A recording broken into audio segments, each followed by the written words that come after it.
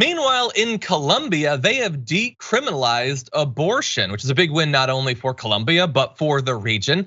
Having an abortion is no longer a crime under Colombian law. That's according to the country's top court, the decision that came out just yesterday.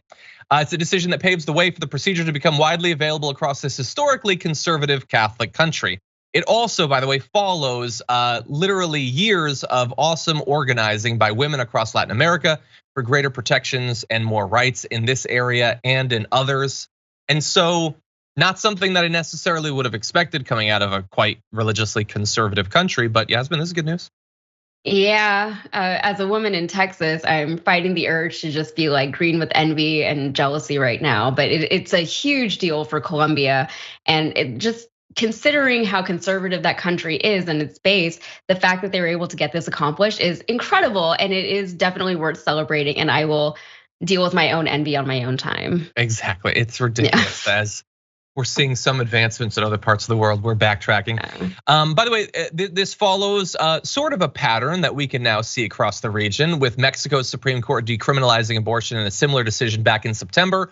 Argentina's Congress legalized the procedure in late 2020, so you're seeing both legislatures as well as the judicial branch of some of these countries doing it. Colombia's decision means that now 3 of the 4 most populous countries in Latin America have done it. And so, soon American women, I guess, are gonna have to travel internationally, but at least some of the flights might not be that long from Texas to some of these countries, maybe. What a ridiculous country we live in. Anyway, yeah. Meanwhile,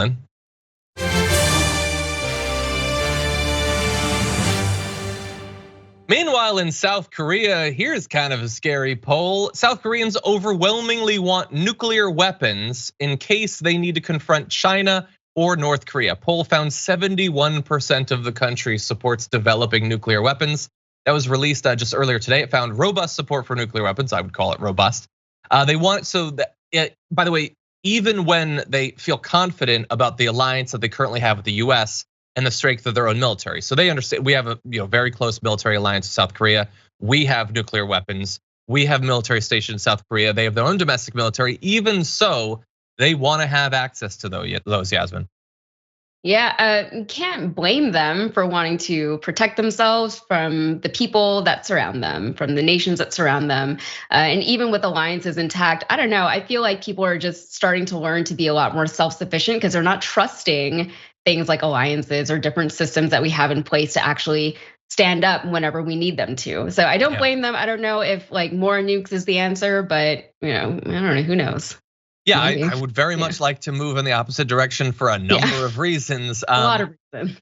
Exactly, and just tactically, like when you're South Korea, using nuclear weapons against North Korea would be bad in a couple significant ways. I get the deterrent.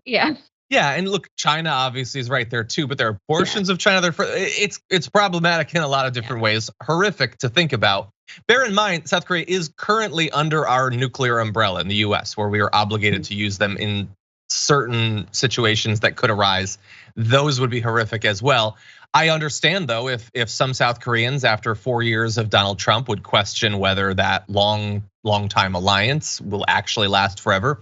Trump had constantly talked about drawing down US troops in South Korea, which that's certainly a thing that could eventually happen. But in any event, right now it looks like it's a fairly overwhelming support for it. Doesn't mean that it's going to happen. It is technologically complex and incredibly expensive. It takes a while, but it is a direction that they could go down.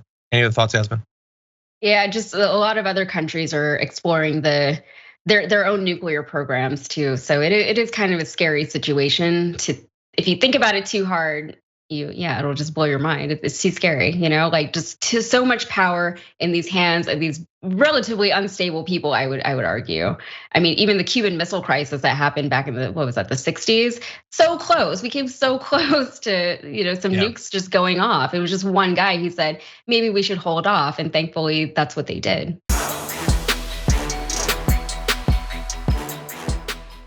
For more political news, breakdowns, interviews, stories of activism, and me trying my hardest to care about the occasional big celebrity news story, subscribe to our YouTube channel at youtube.com/thedamagereport. And you can ring the bell wherever it is so you don't miss anything.